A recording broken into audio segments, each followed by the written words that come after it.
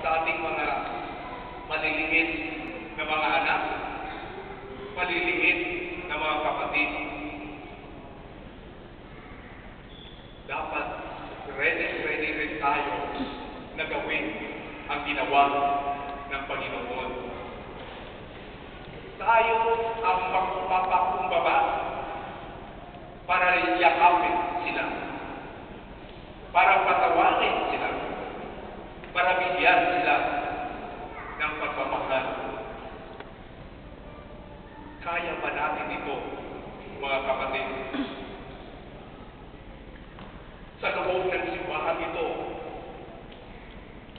sa loob ng ating pagdiriwang na ito, kung gusto nyo na ang kahugan ng ating Pasko ay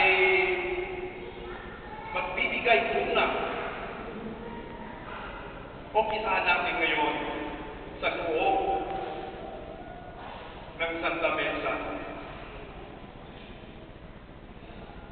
Kung sakaling may mga taong humingi ng tawad sa inyo, patawarin nyo.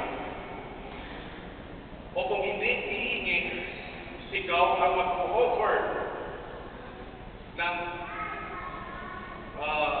forgiveness sa kanila.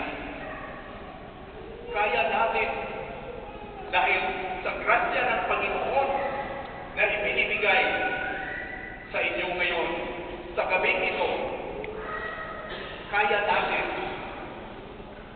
Kasi ang grasya ng Panginoon ay mas powerful pa sa mga weaknesses, imperfections, limitations natin bilang tao.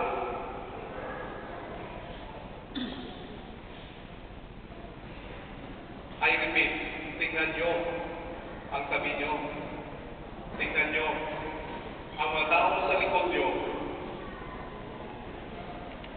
at sabihin sa kanila, I love you.